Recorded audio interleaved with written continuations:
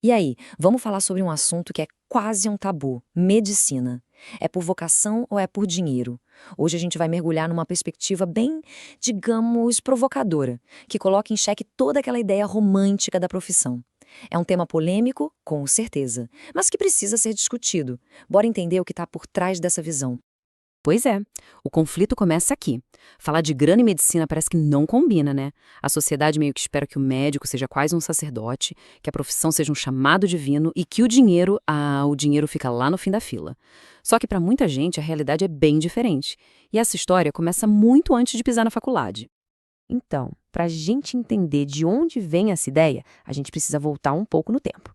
Vamos conhecer a história pessoal que moldou essa perspectiva. Uma história que começa, olha, com muita dificuldade. A raiz de tudo isso está numa realidade bem dura, sabe? Crescer em cidades pequenas do interior da Bahia e mais tarde na periferia de Goiânia.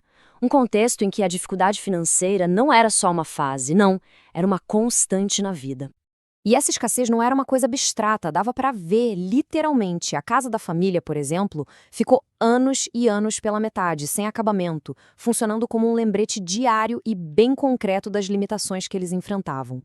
E são os detalhes que revelam o tamanho do problema, né? Ele e a irmã dormiam na sala. E não era por opção, porque achavam legal. Era porque simplesmente não tinha dinheiro para construir os quartos deles. Essa sensação de falta se estendia para tudo. Ter um único par de tênis enquanto os colegas tinham vários, isso não era uma exceção, era a regra. Uma realidade que durou a juventude inteira. Bom, juntando todas essas experiências, não é de se espantar que ele diga que cresceu traumatizado com a questão do dinheiro. Esse trauma todo acabou criando um desejo profundo, quase uma necessidade de ter segurança financeira. E foi isso que mais tarde influenciou diretamente a escolha da carreira. Certo.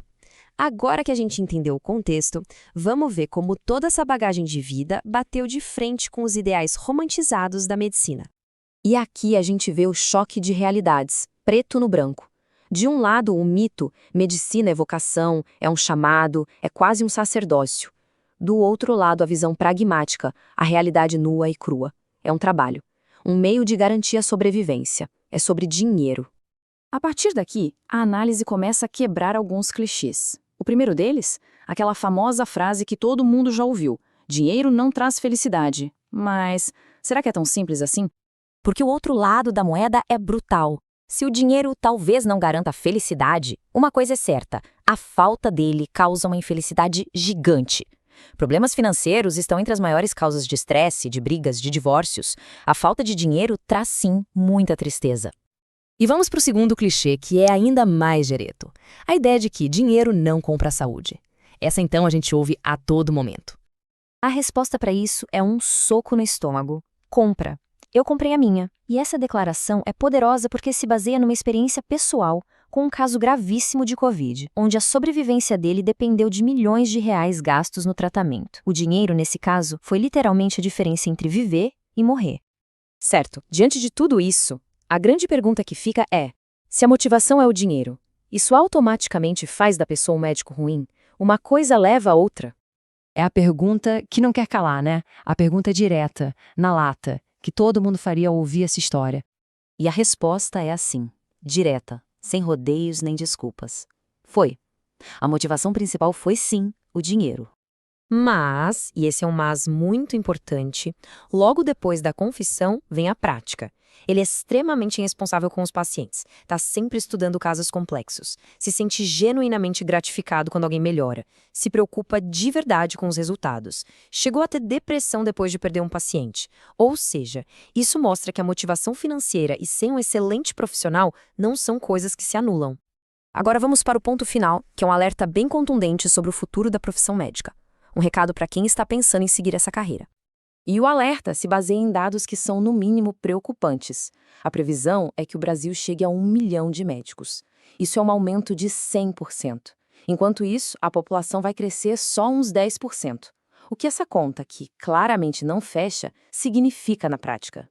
Significa que o mercado está virando de cabeça para baixo. Menos vagas de residência, queda no poder de compra e uma competição, mas uma competição absurda por cada oportunidade. Aquele cenário de se formou em medicina está com a vida ganha? Gente, isso já era. O conselho final é esse, sem meias palavras.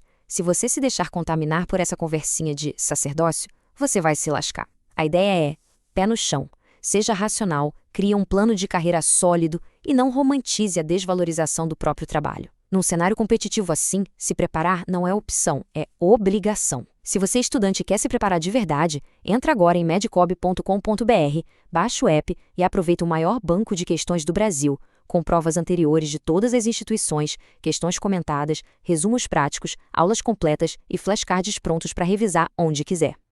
Resumindo a história, o chamado é para equilibrar as coisas. Primeiro, e mais importante de tudo, seja um médico bom e ético. Isso é inegociável. Segundo, sim, pense no dinheiro, não é pecado.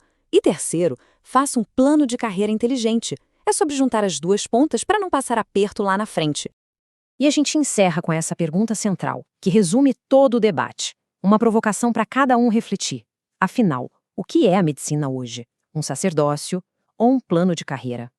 Fica aí a reflexão sobre trabalho, vocação e, por que não, dinheiro.